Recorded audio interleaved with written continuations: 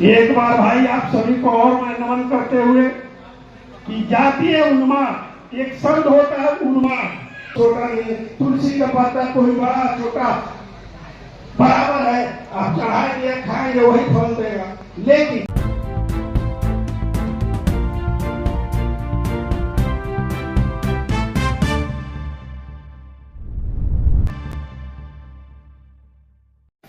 और देशभक्ति के अद्भुत मिसाल थे पंडित राजकुमार सिंह।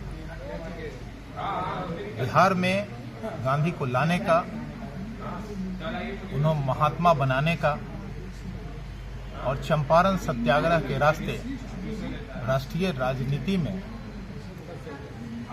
पहचान दिलाने के माध्यम बने पंडित राजकुमार सिंह। आज उनकी 149वीं जयंती के ऐतिहासिक अवसर पर मैं प्रदेश के मुख्यमंत्री माननीय नीतीश कुमार जी के प्रति आभार व्यक्त करता हूं कि उन्होंने 2018 में भारत रत्न से सम्मानित करने की मांग को महसूस किया और अनुशंसा किया केंद्र सरकार को कि भारत रत्न उन्हें दी जानी चाहिए या दी जा सकती है। अब वह 2018 से अब तक केंद्र सरकार के पास मांग लंबित है। देश के यशस्वी आदरणीय प्रधानमंत्री जी जब से देश की बागडोर संभाले हैं, कई विभूतियों को उन्होंने ऐतिहासिक निर्णय के तहत वैसे लोगों को सम्मानित किया है जो इतिहास के पन्ने में कहीं खो गए थे। पंडित राजकुमार शुक्ल जी भी गुमनामी के अंधेरों में 100 वर्षों तक आज खोते रहे। 149वीं ये वर्षगांठ है। मैं देश के यशस्वी प्रधानमंत्री आदरणीय नरेंद्र मोदी जी, देश के यशस्वी गृह मंत्री आदरणीय अमित शाह जी से मांग करता हूं कि 150वीं जयंती अगले वर्ष उनकी मनाई जाएगी। 150वीं जयंती के पूर्व अगर केंद्र सरकार भारत रत्न की मांग पर विचार करती है तो यह देश के तमाम उन विभूतियों का सम्मान होगा जो देश के स्वाधीनता संग्राम में अपना बहुमूल्य योगदान दिए थे।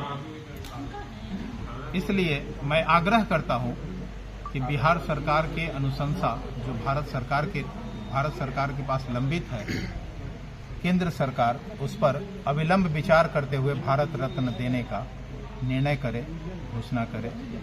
इसके नाम को लेकर राजनीति का लाभ तो उठा रहे हैं, लेकिन क्या उनके विचारों पर लोग चल पा रहे हैं? देखिए, ये एक ऐसे महामानव थे जिन्होंने सब कुछ देश की बलि वेदी पर लुटा।